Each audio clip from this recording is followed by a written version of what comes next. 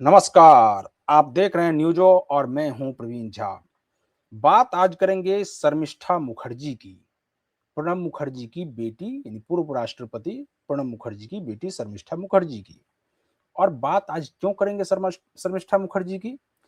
क्योंकि शर्मिष्ठा मुखर्जी ने एएनआई को दिए एक इंटरव्यू में कांग्रेस पार्टी के, या यूं कहें कि राहुल गांधी और सोनिया गांधी के सभी धागे खोल दिए। अब इसके बाद ये सवाल उठ रहा है कि क्या जो अभी कांग्रेस है आईएनसी, क्या वो उस पे आईएनसी यानी कांग्रेस के नेताओं का उस पे अधिकार है भी या नहीं है, या सिर्फ दो लोगों का अधिकार है, सोनिया गांधी और राहुल गांधी का। इस सब पर आज हम लोग चर्चा करेंगे और चर्चा ये भी करेंगे कि प्रधानमंत्री नरेंद्र मोदी के बारे में शर्मिष्ठा मुखर्जी ने क्या कहा, और जो प्रणब मुखर्जी पूर्व राष्ट्रपति थे, उन्होंने अपने डायरी में प्रधानमंत्री नरेंद्र मोदी के बारे में क्या लिखा था। इस सब के बारे में आज विस्तार से बातचीत करेंगे। और इस बातचीत में इस वक्त हमारे साथ जुड़ रहे हैं वरिष्ठ पत्रकार हैं और राजनीतिक विश्लेषक हैं संजीव प्रियदर्शी। संजीव जी, आपसे जानना चाहेंगे कि ये शर्मिष्ठा मुखर्जी ने एक प्रकार से राहुल गांधी और सोनिया गांधी के ऊपर परमाणु बम फोड़ दिया है। अब आपको, एक तो आपकी पहली प्रतिक्रिया क्या होगी, और दूसरा, क्या कांग्रेस के अंदर अब भी सब कुछ ठीक नहीं चल रहा है क्या? नमस्कार प्रवीण जी, और दर्शकों को भी मेरा नमस्कार। देखिए, राहुल एंड कंपनी जो बड़ी बड़ी बातें, अभिव्यक्ति की स्वतंत्रता, मोहब्बत की दुकान, वो सब की पोल को शर्मिष्ठा मुखर्जी ने खोल दिया।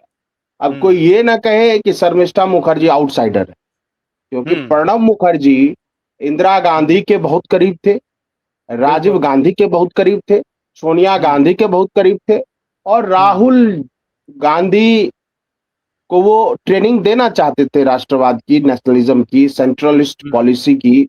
लेकिन राहुल गांधी अपने ही धुन में सवार थे। उनको तो योगेंद्र यादव जी मिल गए, और फिर पहले राहुल गांधी जी का दिमाग खराब हुआ, उसके बाद कांग्रेस का सॉफ्टवेयर करप्ट हो गया। तो बहुत सारी चीजों का उन्होंने खुलासा किया है। नट सेल में बताऊं, उन्होंने ये कहा कि देखिए, जो मोदी जी जो हैं 2014 में वो जो जीत कर आए, उसकी दो बड़ी विशेषता है। एक, बीजेपी ने उनको प्रधानमंत्री के तौर पे प्रोजेक्ट किया, और जनता ने उनको प्रधानमंत्री के तौर पे स्वीकार किया। बिल्कुल। यानी इससे पहले क्या होता था कि कांग्रेस को कुछ सीटें मिलती थी, और फिर पार्लियामेंट्री कमेटी, कहिए गांधी परिवार, बैठ के फैसला लेता था कि किसको बनाना है, और फिर उस पर सहयोगी दल उस पर मुहर लगाते थे। यानी जो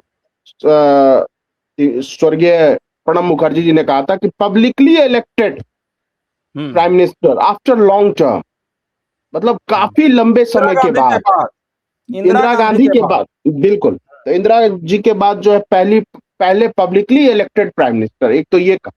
दूसरा, उन्होंने कहा कि देखिए कि कांग्रेस में पहले राइट भी था, लेफ्ट भी था, और सेंट्रल आइडियाज भी थे।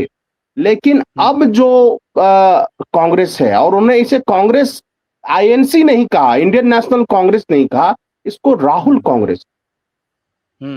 यानी उन्होंने ये कहा कि राहुल गांधी ने पूरी पार्टी को हाईजैक कर लिया है, और उन्होंने ऐसे ऐसे लोगों को अपने इर्द गिर्द रखा है जिसका कोई राजनीतिक अनुभव नहीं है, और फिर उनका जो पॉलिटिकल अप्रोच है वह जो है सेंट्रलिस्ट अप्रोच नहीं है, जो पहले कांग्रेस का होता था, जो मध्यम मार्ग का होता था, जो बुद्ध ने कहा था कि मध्यम मार्ग में चलिए, वैसा नहीं। वो बिल्कुल एक्सट्रीम लेफ्ट की तरफ लेके चले गए पार्टी को, उन्होंने ये भी कहा।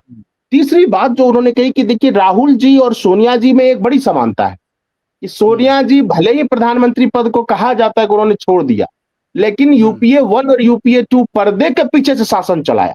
यानी पावर विदाउट रिस्पॉन्सिबिलिटी, यानी बिना जिम्मेदारी के पावर को एंजॉय किया। और उन्होंने ये भी कहा कि अभी भी कांग्रेस में क्यों नहीं कांग्रेस अध्यक्ष बनते राहुल गांधी, क्योंकि वो रिस्पॉन्सिबिलिटी नहीं लेना चाहते, वो पावर एंजॉय करना चाहते विदाउट रिस्पॉन्सिबिलिटी। यानी अगर पार्टी हार गई तो उसके लिए खड़गे जिम्मेदार है, यूपी में हार गई अजय राय जिम्मेदार हैं, बिहार में हार गई तो अखिलेश प्रसाद जिम्मेदार है, नहीं, लेकिन राहुल गांधी जिम्मेदार नहीं। ऐसे भी वो तो जो खड़गे साहब हैं भी, वो तो एक प्रकार से डेमो अध्यक्ष के रूप में है, डेमो प्रेसिडेंट है कांग्रेस के वो। क्योंकि जब उनके पास, आपको याद होगा कि एक नेता जब लेकर के पहुंचे अपना इस्तीफा, तो खड़गे जी ने कहा कि आप राहुल जी को दे आइए। तो अब आप समझ सकते हैं कि खड़गे जी किस प्रकार के प्रेसिडेंट हैं। नहीं, देखिए, खड़गे जी जिस भी प्रकार के प्रेसिडेंट हो, हम्म खड़गे जी ने अपने पुत्र के साथ मिलकर हम्म कांग्रेस और गांधी परिवार का जितना नुकसान पहुंचाया है, शायद हम्म उतना बीजेपी ने भी नुकसान नहीं पहुंचा। खड़गे, प्रियांक खड़गे अभी की तुलना हाल में प्रियंक खड़गे, हाँ, उनका बयान आया है। अक्स, अक्सर उनकी तुलना उदयनिधि स्टालिन के बयान से होती है।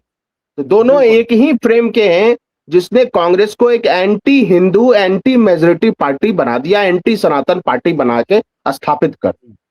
और ख्वाहिश तो देखिए खड़गे जी को थी कर्नाटक में मुख्यमंत्री पद लेने की, अब वो पूरी बिल्कुल। नहीं हुई, पूरी नहीं हुई। डीके शिव कुमार, और देखिए उसका रिएक्शन क्या हुआ जब एक सभा में, हाल ही में सभा हुई है, डीके शिव कुमार के वो जो प्रशंसक हैं, फॉलोअर्स है, वो नारा लगा रहे हैं डीके शिव कुमार जिंदाबाद, तो उसको डांट के चुप करा दे रहे हैं।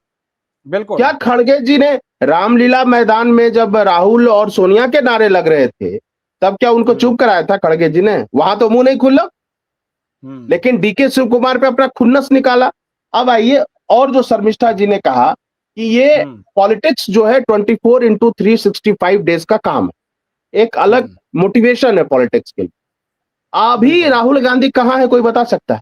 वो ये कह रही वो ये कह रही कि ये शॉर्ट टर्म पॉलिटिक्स करते हैं। उसके बाद उन्होंने कहा कि जो कांग्रेस में जितने भी अनुभवी नेता थे, उन सबको साइडलाइन कर दिया, और उनकी जगह जो राहुल गांधी के सलाहकार बने, उनको कोई राजनीतिक अनुभव नहीं है। इसके नहीं, अलावा अब तो एक शर्मिष्ठा मुखर्जी के ऊपर लोग, खास करके कांग्रेसी, ये कहेंगे कि इनको उधर कुछ लेना होगा, इसीलिए इस प्रकार के ये बयान दे रही हैं। लेकिन वो तो शर्मिष्ठा मुखर्जी तो प्रणब मुखर्जी की डायरी का भी हवाला दे रही हैं, उसका भी जिक्र कर रही हैं कि उन्होंने प्रधानमंत्री नरेंद्र मोदी के बारे में प्रणब मुखर्जी क्या सोचते थे, आरएसएस मुख्यालय जब वो गए थे तो उस बारे में वो क्या सोच रहे थे, और इसी प्रकार से और भी जो उनके और भी जो बातचीत है उस डायरी में खास करके प्रणब मुखर्जी ने लिख कर रखा है। उसके बारे में शर्मिष्ठा मुखर्जी ने पूरी तरह से पूरा खुलासा किया है और कांग्रेस को लेकर भी किया है। आपको क्या लगता है कि अब ये आरोप शर्मिष्ठा मुखर्जी के ऊपर कांग्रेसी नेता लगाना शुरू कर देंगे? देखिए, आरोप आरोप लगा के वो कर क्या लेंगे शर्मिष्ठा मुखर्जी का?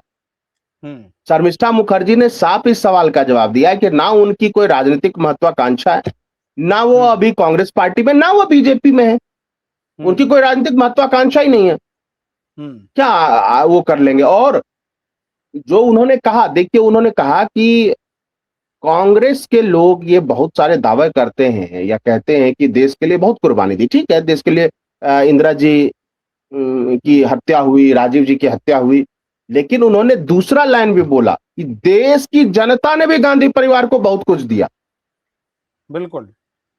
कितने प्राइम मिनिस्टर हुए उस परिवार से? नेहरू जी हुए, इंदिरा जी हुई, राजीव जी हुए, सोनिया जी इनडायरेक्टली सरकार चलाती रही, और राहुल जी अभी कांग्रेस पार्टी को चला ही रहे हैं। तो पार्टी के जितने सदस्य हैं सबको दिया ही। प्रियंका जी सांसद बनी, रॉबर्ट वाड्रा भी लड़ेंगे तो वो भी सांसद बन जाएंगे। उसमें क्या है, वो फैसला कर ले, दोनों साले बहनों ही।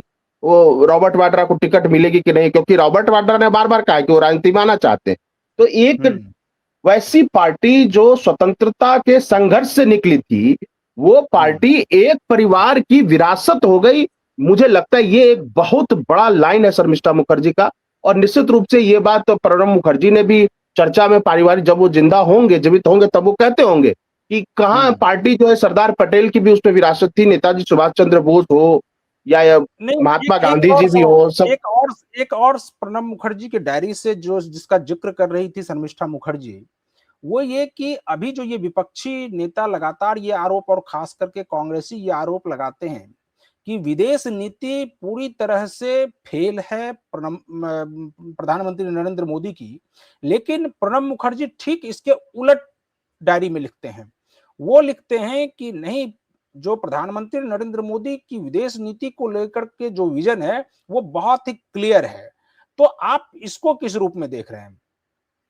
देखिए, प्रणब मुखर्जी बहुत बड़े विचारक भी थे। केवल वो राजनेता नहीं थे, पूर्व राष्ट्रपति नहीं थे, बल्कि बहुत बड़े पॉलिटिकल थिंकर भी थे, कांग्रेस के भीतर भी और कांग्रेस के बाहर भी। बिल्कुल। और उनकी ये सोच थी कि जब नरेंद्र मोदी जी 2014 में जीत के आए थे, तो वो कोई नेशनल पॉलिटिक्स नहीं करते थे 2014 में। यानी वो पहली बार सांसद ही बने और उसके साथ पहली बार प्रधानमंत्री बने और फिर सारी जिम्मेदारी आई। यानी वो भारत के जो एक राष्ट्रीय राजनीति है और एक विदेश नीति है, दोनों से परिचित नहीं थे, कि वो केवल गुजरात तक सिमटे हुए थे।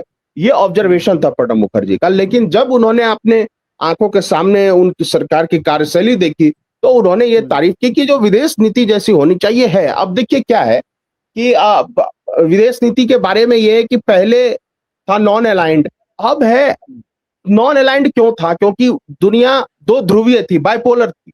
यानी एक तरफ सोवियत रूस था, दूसरी तरफ अमेरिका था।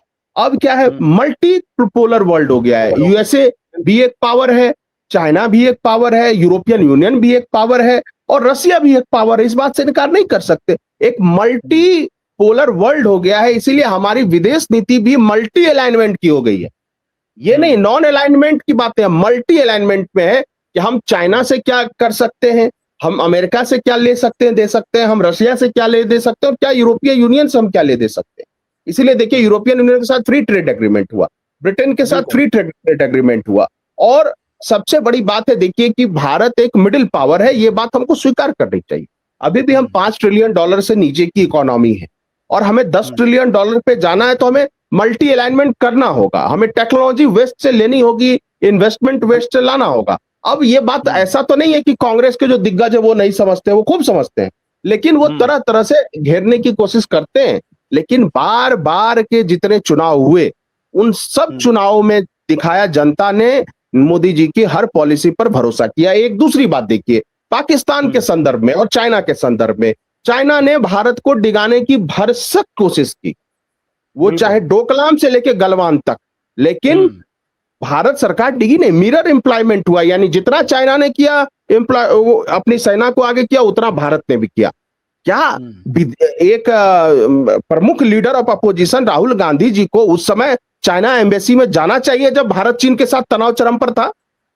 सवाल यह है, क्या ये इमैच्योर बिहेवियर नहीं है? क्या ये कांग्रेस के चरित्र को डिमिनिश नहीं करता है, राहुल गांधी का ये चरित्र? और वो भी चुपके से गए, चुपके से गए। और जब बाद में सरकार ने इमेज जारी किया, खोला, तब उन्होंने बोला कि हाँ हम गए। तो वो क्यों गए चाइना एम्बेसी, जिस समय भारत और चीन के बीच संघर्ष युद्ध की स्थिति थी? वो क्यों गए? और क्या भारत ने, अच्छा एक बताइए, चाइना जहां घुसा है जल्दी निकलता नहीं है, फिर चाइना समझौते के टेबल पर आया क्यों? उनके जो विदेश मंत्री थे, जो वो क्यों आए वांग यी, यहां पे क्यों आए, बार बार क्यों फोन किया, बार बार क्यों आए? और जब आए तब मोदी जी गए वहां चाइना। तो देखिए, ठीक है, इकोनॉमिकली चाइना हमसे, जी एक आखिरी सवाल लेंगे। दूसरी बात यहां पे मैं पाकिस्तान के संदर्भ में कह दूं, अगर विदेश नीति की आपने चर्चा की, पाकिस्तान हमेशा न्यूक्लियर बॉम्ब का ब्लफ दिखाता था और उसके साये में भारत में टेरर एक्टिविटीज करता था। सर्जिकल स्ट्राइक और जो आपका ये ऑपरेशन सिंदूर, इसने दिखाया कि तुम्हारे न्यूक्लियर बम से कोई भारत को चिंता नहीं है। तुम्हारे सारे एयरपोर्ट पे, सारे पे हिट किया हमने लाहौर तक हिट किया, हमने इस्लामाबाद तक हिट किया। आप तो 12 परमाणु हथियार जो है भारत ने तैनात कर दिए हैं। खैर, अब बिल्कुल। और ऑपरेशन सिंदूर के बाद मोदी जी ने जो कहा कि तुम्हारी न्यूक्लियर जो बम की गिदड़ भभकी है, उसको हमने फिनिश कर दिया। और एक आखिरी सवाल, कांग्रेस के लोग, एक लाइन बस, कांग्रेस के लोग ये कहते हैं कि ऑपरेशन सिंदूर वापस लिया। भाई, आपने 26/11 में क्या किया था? आप क्यों नहीं लड़े? आपने पाकिस्तान पे 2 बम भी तो मारते आप। जब मुंबई पर अटैक हुआ, भारत की आर्थिक राजधानी पर हमला हुआ, तब आप खामोश क्यों? इसलिए कांग्रेस के लोग विदेश नीति पर बोलने से पहले आईने में अपना चेहरा देखें। अब एक आखिरी सवाल, उसके बाद हम इसको खत्म करेंगे इस प्रोग्राम को, कि प्रणब मुखर्जी जब आरएसएस मुख्यालय गए थे, उस पर बहुत ज्यादा है तोबा मचा था।